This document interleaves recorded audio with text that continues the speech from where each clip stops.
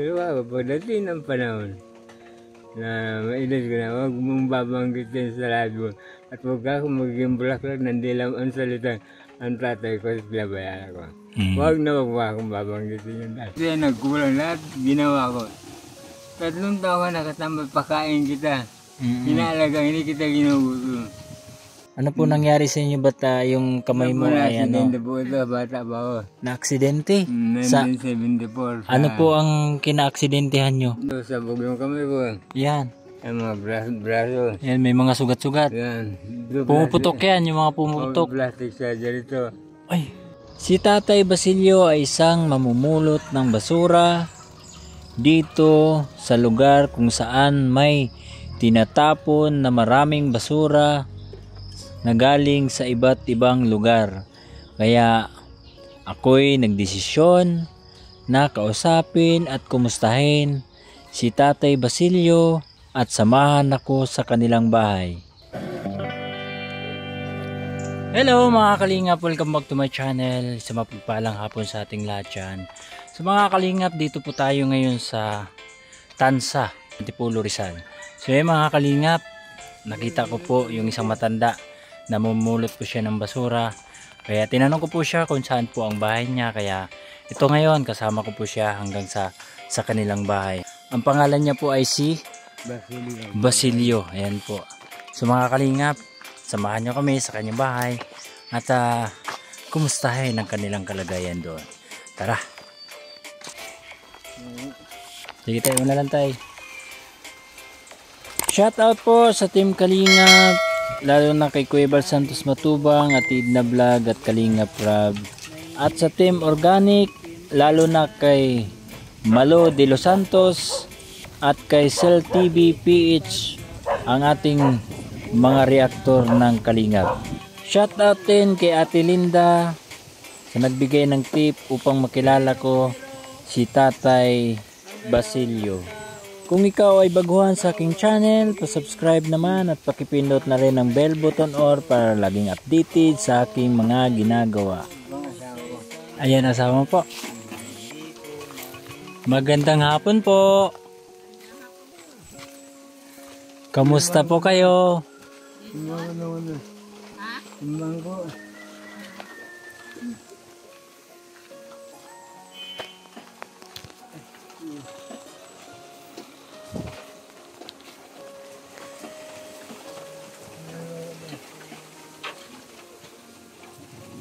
Bahay din to, tay.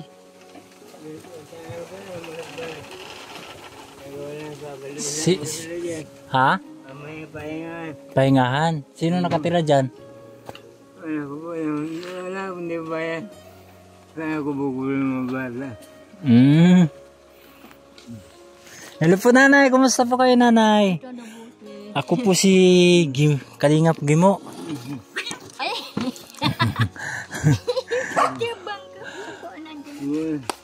Kumusta po ang buhay niyo dito nanay? Ha? Anong pangalan niyo po? Jocelyn. Oh, mayroon po akong...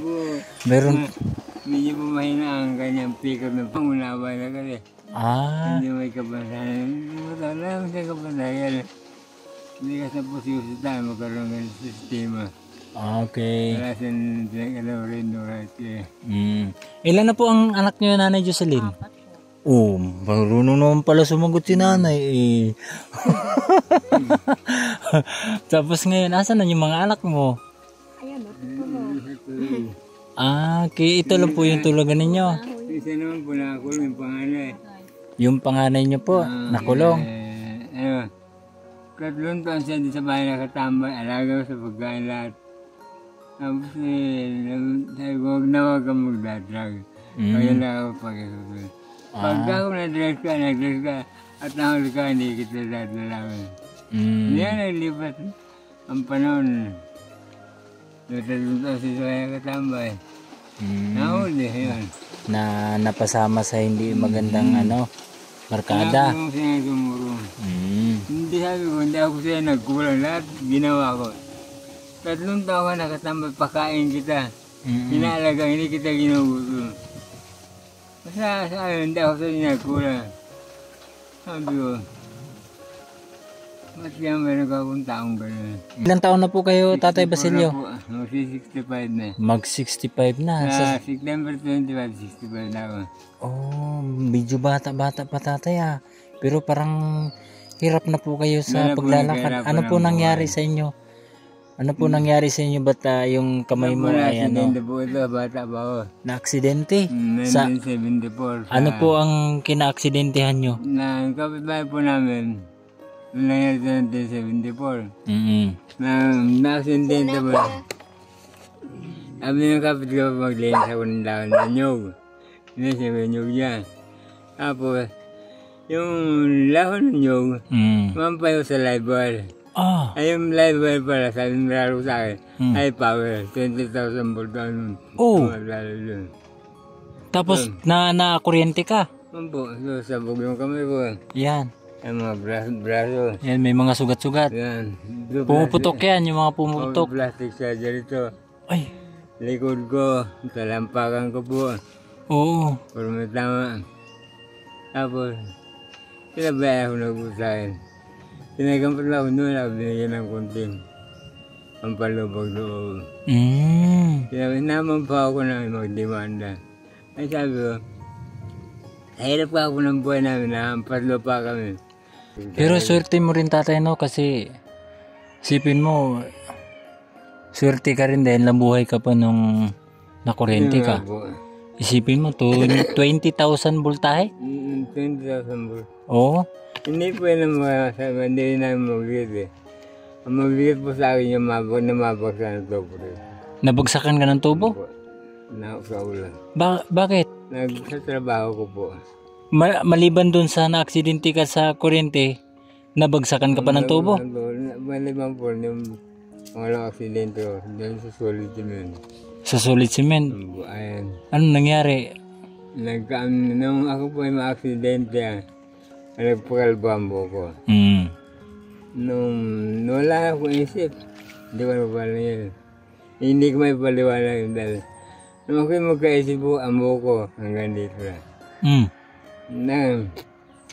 Nangyari po, magka-amnesia ako, ang kinalwa ko nila. Nung ako'y magkaisip, nahulog na po kasi ako sa hagdanan to. Sa hagdanan? Nung mapagkahulog ko sa hagdanan, hindi na gano'ng isa.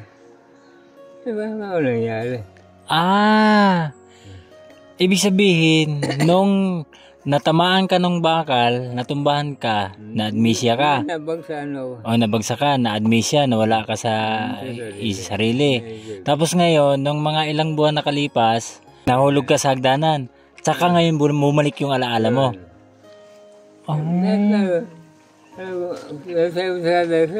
Sabi niya, nasaan po ako yung asawa ko, sa yung mga anak ko. Basta, alam mo na, ano ba, may isip, kagulat na ba, may isip, hindi, kagulatan tayo sa gipit. Takbuhan sa mga lahat sila. Nakakatuwa naman. Sa ano na mga ginagawa ko naman. Lahat, tumatay ka sa banig, umiihi ka sa banig. Lahat ng, kung kumain daw ako nun, ang isang kilo, ang kalating kilo ay kulang. Tapos sa almusal daw, 5 balon tinapay-bus ko. Sabi ko, saan lalagay yun? Hindi ko alam yun. Kinakwento lang nila. Pero pa ako nagugutom, mananakit ako nun. Naoperahan, nung nabagsakan ka nung bakal, naoperahan ka nun? Hindi po. Ano nangyari? May nasugat sa'yo? Pinadoktor lang po ako. Pinadoktoran ka? Ano nangyari sa ulo mo nung nabagsakan ka ng bakal? Ito, tinahid yun. Tinahi? Tapos ko nang ulabas ko sa hindi ko alam kung saan. Ano yun, nagkaisip ako sa bayan. Pagkalaan ng mga pamparan. Dahil naman, hindi kinalbo ako. Nung magkaisip ako, haba ng buko. Oo. Nag-alisan sila, nahulog ako. Magkahulog ko yun. Nabiyak ko. Ano nangyari? Nisigaw ko na tayo, sabi din, inansara eh. Dahil sa gipin. Sabi mga kapitbahay ko, ano nangyari? Mas ako, tatawa lang ako kasama bahay ko. Di tarat, Lahat doon na isang lugar na yun. Pero yung ano nyo, yung pananalita nyo, parang naapektuhan yan doon sa ano, yung nabagsakan kayo ng bakal or doon sa pagkuryente. Hindi, sa ano, sa... Nabagsakan ko ng bakal. Kaya yung pananalita mo medyo naging bulol. Okay. Dahil yung mga ugat ko nag-usap. Pero napakaswerte nyo po no kasi isipin mo, una, aksidente ka sa kuryente.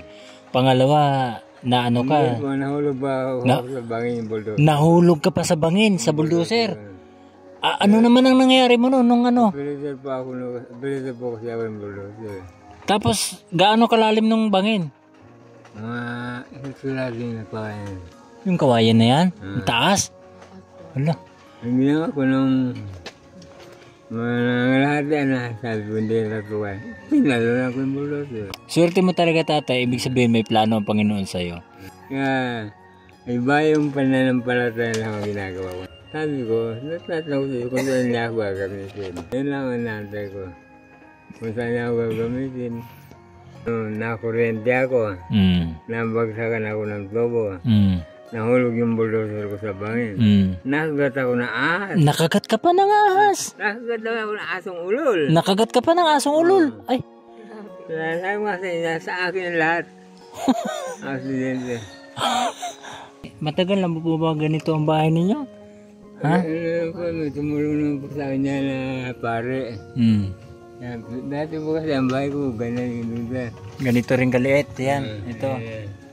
Tumulong sa akin pare dante. Yero sa mga kahoy. Wala na yun. Kaya nakabuo kayo ng ano, pinagtagpi-tagping trapal. Buwan bahay naman kami yan. Kota po kami ba. Ilan po ang anak ninyo? 4 po, puro Apat. lalaki. Puro lalaki. Ano po ang hanap buhay ninyo madalas? Lang po dati lang. Kasi isa po akong electric operator driver. Dati. Dati. Kaso nga lang po, yung pagka-aksidente ko, pagkabala ko, wala po yan, tumatagba na. Kahit daw na ulan na po rin na panahon. Magkano naman kinikita mo sa pag ukay-ukay mo ng basura dyan? Mga 150. 150 isang araw. Pinakamalaki yung 200. Pinakamalaki. Minsan wala. Hindi ba kayo naano dun sa amoy ng basura? Hindi po maiwasan talaga. Nasanay na talaga. Sama po talaga amoy, pero okay na lang. Tanggapin dahil wala kayong mapagkakita. Talaga no? Ang hirap ng buhay. Laban. Kailangan, kahit nahirap ka, pagod ka, masama amoy, natanggapin mo ng katawan mo ka na. Hanggang mong kumain ka ng 3 beses maghapon. Magsisi ka pa. Dahil nagpapindaho ako. Kung kinakailangan, hudhud ko na kasi yung katawan ko sa hirap gagawin ko para sa pamilya ko. Ang masama nga lang po nito, dahil nag-aaral ko sila, ay wala sa kanila nagsikat na mag-aaral. Kahit ka ako, hirap ako, itatagawin ko kayo para sa kinabukasan. May isa po akong nagtisda. Ayan, ano naman kako anak, tulad na yung naisip ko yan. Ang bunso ko naman, nag-aral ko ng grade 1, nakakalating taon lang, umayaw na. Sabi ko, hindi kita pinagili ko ayaw mo, dahil kako ako dahil kako binili kita, at magluluko ka rin lang. Hindi ano walang mangyari. Di sabihin kasi, isang beses po kasi pinilit ko. Ano nangyari? Bigyan mo ng baon, ukanin, ulam, tapos pera. Kung saan lang napupunta. Yung pangalawa naman, pangalang pag-grado yun, hindi ko na pinilit. Gusto niya ano nga. Pero ako, pagdating ng panahon, na mailis ko na, huwag mong babanggitin sa lahat mo. At huwag ako magiging bulaklak ng dilam ang salitang ang tatay ko at pinabayaan ako. Huwag na huwag mo akong babanggitin yun. Ako hindi ako pabili. Sinikap mo na kaya magpag-aral. Iwan ko maya. Tapos hindi ako nagpabili. Balab-balab sila yun.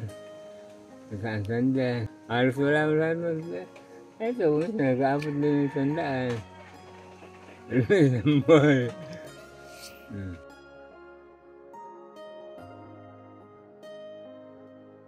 Ikaw, Nanay Jocelyn, ilang taon na po kay Nanay Jocelyn?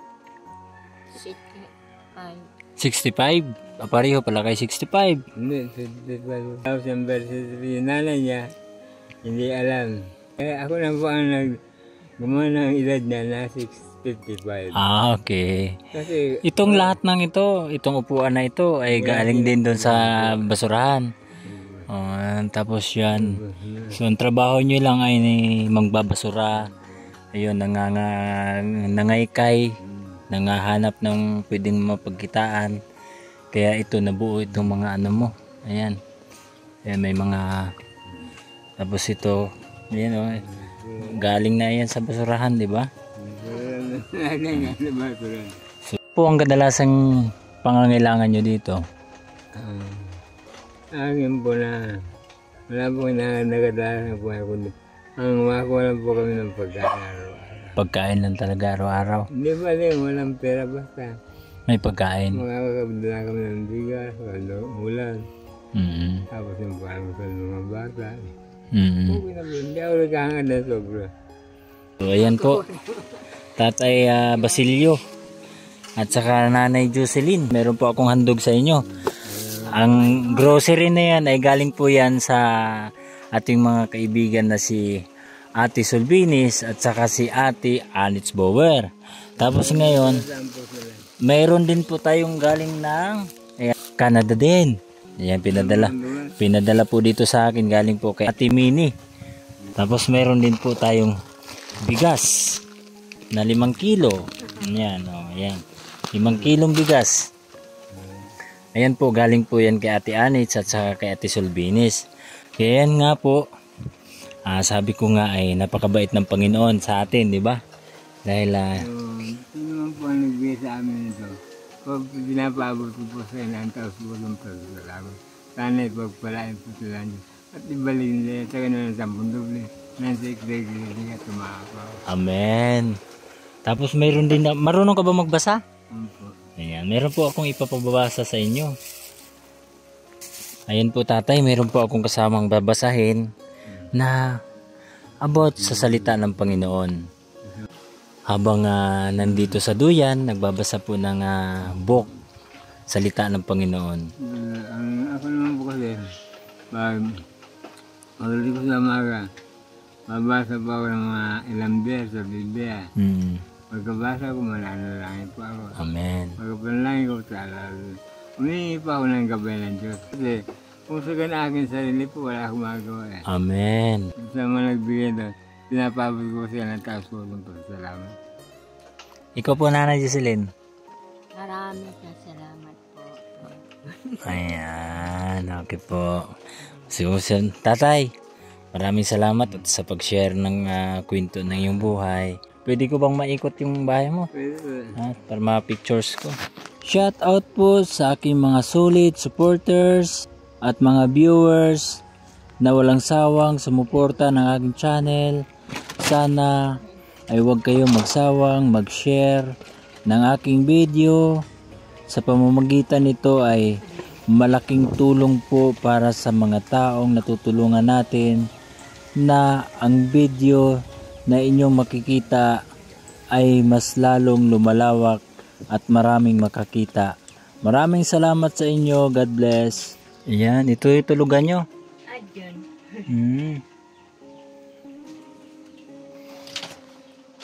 Yan naman sa anak mo. Ito yung lutuan nyo dito. Yan. Sige lang, laban lang nanay. May Panginoon naman. Pakalaglag ako dyan.